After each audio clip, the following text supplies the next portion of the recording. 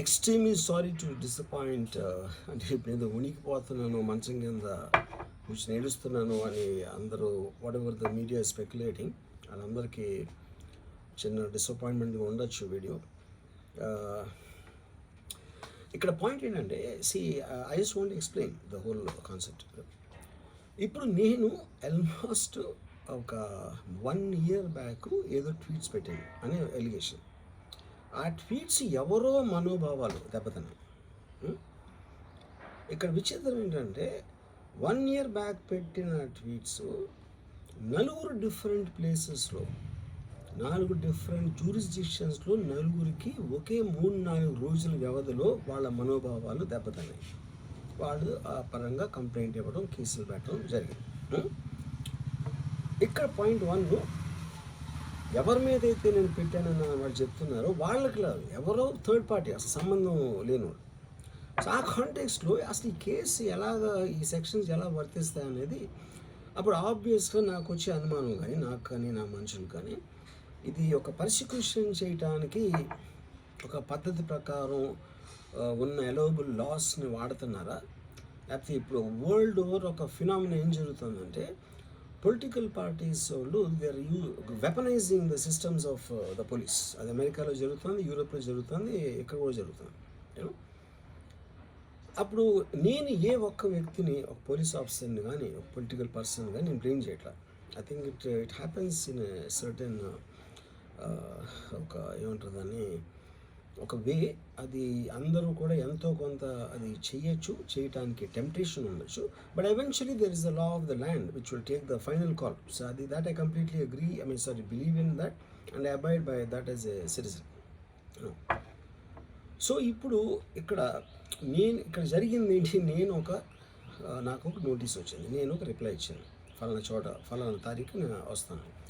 అప్పటికి నాకు జరుగుతున్న పని ఒక ఆన్గోయింగ్ స్కెడ్యూల్ ఉంది కాబట్టి, నాకు ఫిల్మ్ వర్క్ ఉంది కాబట్టి అవ్వలేదు. అండ్ ఇట్ ఈస్ వేరే ప్రొడ్యూసర్కి చేస్తాను, ఆ ప్రొడ్యూసర్కి నష్టం వస్తుంది కాబట్టి నేను మళ్ళీ టైం అడిగాను.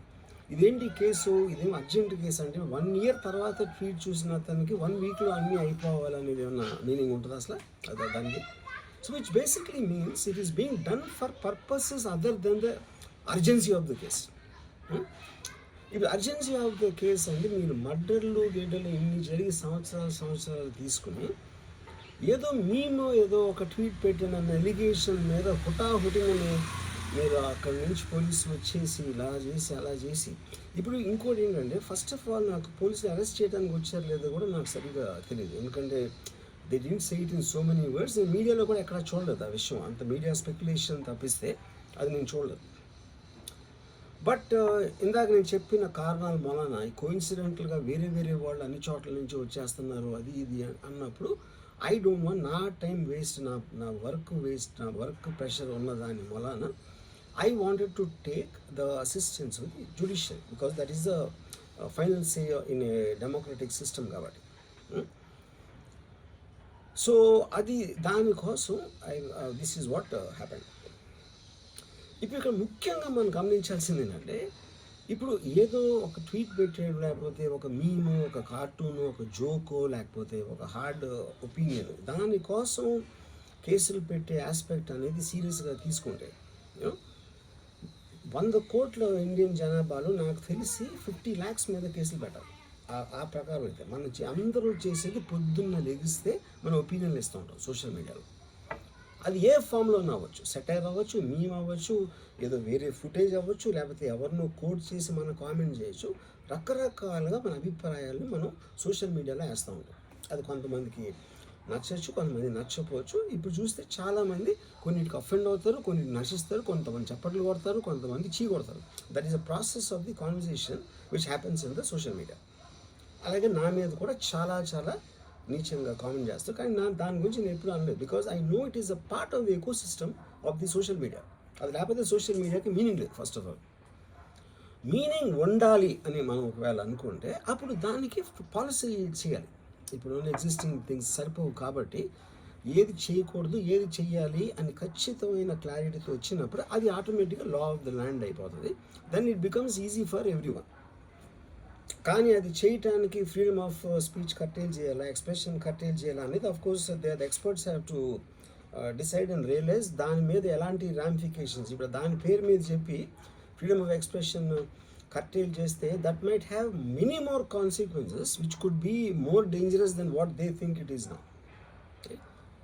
So again I want to say, నేను ఎవరిని బ్లేమ్ చేయట్లేదు. ఇప్పుడు ఒక పర్టికులర్ పర్సన్ హైపోథెటికల్గా ఉన్నారు అనుకున్నాం, నా మీద ఒక చేసి నన్ను హెరాస్ చేయడానికి ఒపీనియన్ పవర్లో ఉన్న అతను చేస్తున్నాడు అనుకున్నాం, అంటే తప్పేంటి? ఇప్పుడు హెరాస్ చేసే పవర్ లేకపోతే పవర్లో రావడానికి ఎందుకు అసలు ఏదైనా చేయటానికి?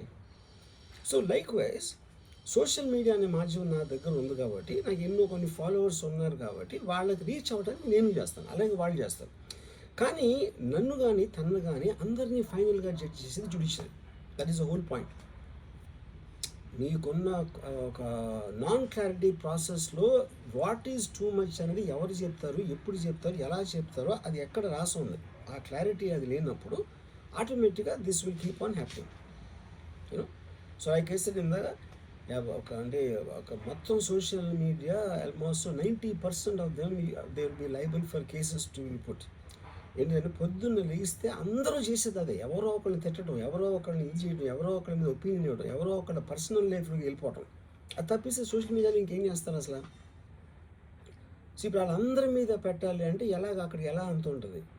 ఇంకోటి, దాని అర్జెన్సీ ఏంటి, దాని ఇంపార్టెన్స్ ఏంటి, ఎంత అంటే ఇప్పుడు మర్డర్ కేసులు, టెర్రరిజం కేసులు, ఇలాంటి దానికి ఒక సీరియస్ క్రైమ్స్కి ఉండాల్సిన పోలీసు సంవత్సరం క్రితం పెట్టిన ట్వీట్ కోసం అతను he didn't reply properly are he didn't reply అన్న ఒక్క దాని బేసిస్ మీద ఒంగోలు నుంచి పోలీసులు వచ్చేసి అది చేశారు అంటే I'm not able to understand the police priority ఏంటని. నేను పోలీసుని బ్లేమ్ చేయట్లేదు, I'm tracking with the system, I'm not talking about the particular police officers. Ongole police officer మాట్లాడలేను.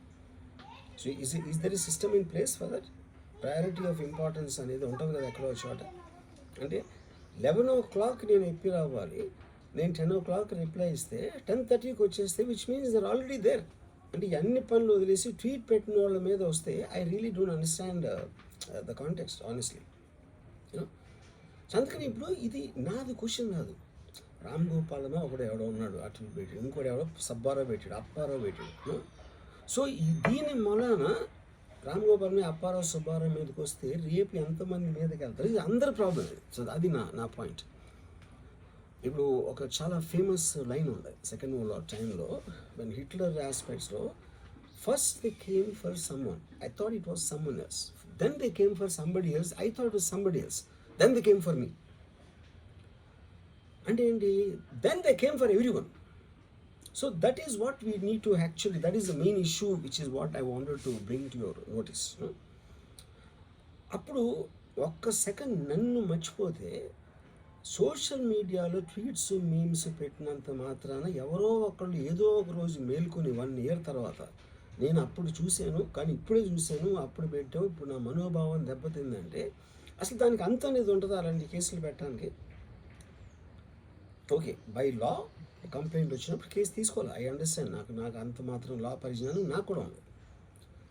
కానీ అది మీరు సీరియస్గా తీసుకుంటే, ఒక యూనిఫామ్ డిస్పారిటీ లేకుండా, డిస్క్రిమినేషన్ లేకుండా మీరు అందరినీ సీరియస్గా తీసుకుంటే ఒక అంటే మొత్తం సోషల్ మీడియా మొత్తం జైల్లో ఉంటుంది అట్లీస్ట్ 80 to 90%. ఎందుకంటే సోషల్ మీడియాకి వచ్చేదే దానికోసం, ఎవరైనా సరే వచ్చేది ఫైనల్గా.